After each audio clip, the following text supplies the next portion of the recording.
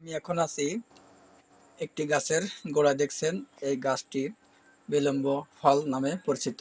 আসুন দেখি গাছে কেমন ফল হয়। দেখেন গাছের পাতাগুলো ছোট ছোট, আর প্রত্যেকটা ডালে যেভাবে ফল ধরে আছে মনে হয় একরকম নইল পাওয়া যায়। টক টক নইল, গোল গোল ছোট ছোট নইল ফল। সেই নইল ফলের মতো দেখেন প্রত্যেকটা গাছের ঢালে এত পরিমাণ ফল, তা আপনি আসলে দেখে অবাক হয়ে যাবেন যে এত পরিমাণ ফল। আর খেতে কেমন তা আমরা একটু পরেই এটা টেস্ট করব যে খেতে কেমন। তো দেখেন গাছের গোড়ায় ফলগুলো পড়ে আছে। আসলে অনেকে এই ফল কিভাবে খেতে হয় জানে না, যার কারণে এগুলো অনেকেই খায় না।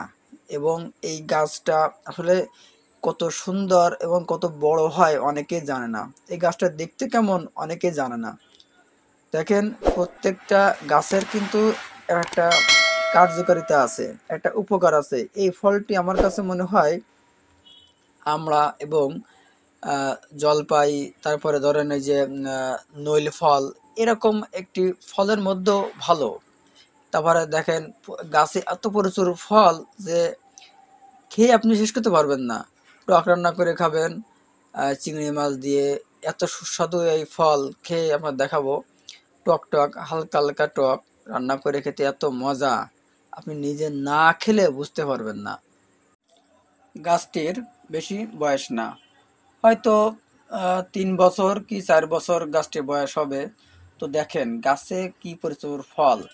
আর তার পাশে একটি ছোট একটি চারা গাছ আছে, হয়তো 2 বছর হয়নি, 1.5 বছর বয়স। দেখেন এই গাছটিতেও ফল, মানে এত ফল, দেখেন কত সুন্দর সুন্দর ফল। হাতে এই ফলটি এখন আমরা খাবো, দেখবো খেতে কেমন লাগে।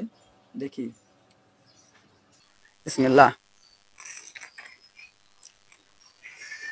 ও, অনেক চমৎকার ফল এটা। উম, জলপাই আছে, জলপাই আঙুল ফল যেমন লাগে টক টক, তেমন রান্না করে খেলে অনেক সুন্দর লাগে এটা খেতে।